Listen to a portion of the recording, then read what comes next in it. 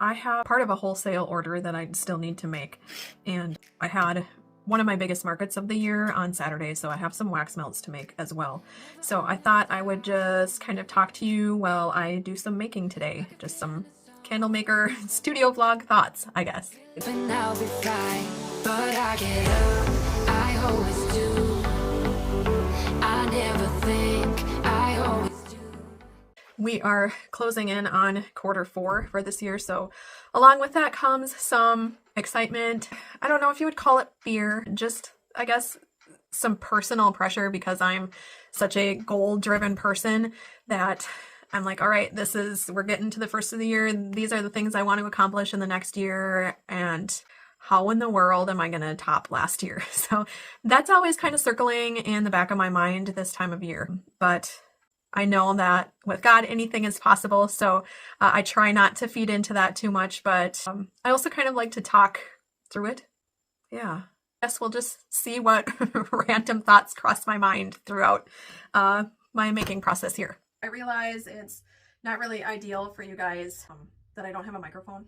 I am not tech savvy, so I still need to kind of investigate what I want or need for a microphone. So by all means, if you have any recommendations, drop them in the comments below. So I have some part of a wholesale order that I need to still make. So I'm gonna wick those jars. In northern Wisconsin here, it gets pretty cold already in November, and I just have a little heated workshop inside of our big garage. So I keep like all my non-temperature affected items, like my jars and that, I keep in the garage because I just don't have the room for all of that in here. So I like to bring them in early so they have a little time to warm up, so I'm not pouring into a completely cold jar and end up with glass breaking everywhere. A lot of people just assume that with candle making you just use the same wick maybe, but that's actually not the way that it works. There are lots and lots of different sizes of wicks, and then if you're a candle maker, you know this, but testing is our lifeline and kind of also the bane of our existence, because it takes a lot of money and trial and error, because you have to not only figure out your wick size, you also have to figure out your wax to oil ratio and all that fun stuff that I just kind of touched upon in my first video. I call it candle math. So, but I do so many different scents, and each scent or oil that you use reacts differently. So then you have to also test each individual scent. So this I kind of showed you before is my wick centering tool. I used to actually, I had the bottom of a jar traced onto a cardboard, a piece of cardboard, and figure out the center of the circle and draw my crosshairs on it. And I used to just set each jar on the crosshair. I had I'll see if I can find it. I'll do the next one that way and show you.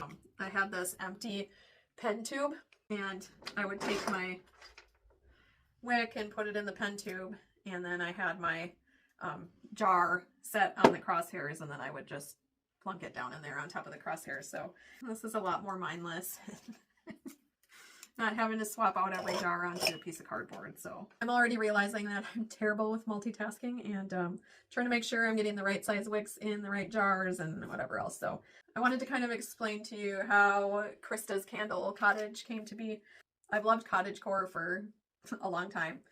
Really been into it the last several years, and I even did a cottagecore collection candle release, which if enough people tell me they want them, I might bring back this spring. We'll see. I actually shared a picture, it's probably been a year ago, but of like my dream cottage that I would just love to have. But anyway, I'm a dreamer. My husband is the let's snap back to reality guy.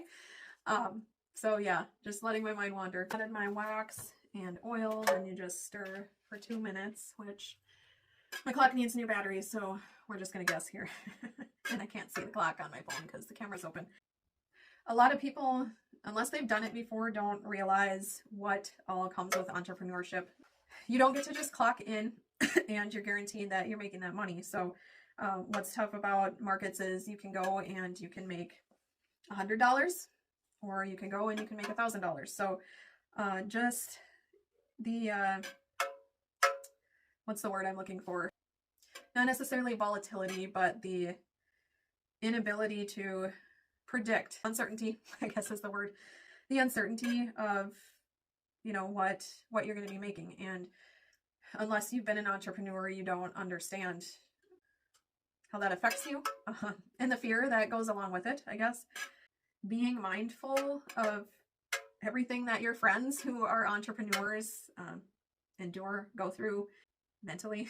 Mentally, we're not okay. No, I'm kidding. One of the only reasons why I am able to, I guess, pursue my dream, my calling, is because Jordan does still work full-time in addition to everything else that he does. That man never rests. If you know him, you know. I'm actually toying with doing my first national market this year down in Iowa, if that's an avenue I want to go, because of course in the back of my mind I'm thinking about all the expenses to travel there. One thing that can really affect how much you make at a market is the weather. So before every market, you know, that's always running through my mind, checking the weather constantly. I can hear Tucker barking out there. I don't know if I dare let him in here. He's a 90-pound yellow lab, and one of the inspirations behind my candle I call the Loyal Labrador is he does not think that he's 90 pounds, which isn't good with hot wax here. So I think I'm gonna go let him in the house. Sometimes it's hard not to get caught in the comparison game. So sometimes on social media, I myself have to unplug because, you know, I see people doing this, and this within their first or second year of business. And I'm like, what am I doing wrong? What do I need to do? What do I need to do more of? What do I need to change? And it's important to remember for our mental health too, that, you know, all we see on social media is the good stuff. And I think it's getting more common to share the hard side of things too, which is good, because I especially don't want anybody to ever see me and think that I have it all together all the time too, because I don't. I'm very far from that. Lost my train of thought. Oh my gosh. I'm pouring some of the Smokin' Cowgirl candle today, which I haven't had to do since the summer. I forgot how good it smells. That was a special project I did with Paige E. Fate Photo and Film.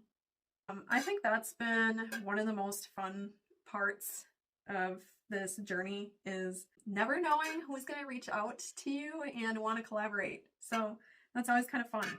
Those are definitely my favorite projects.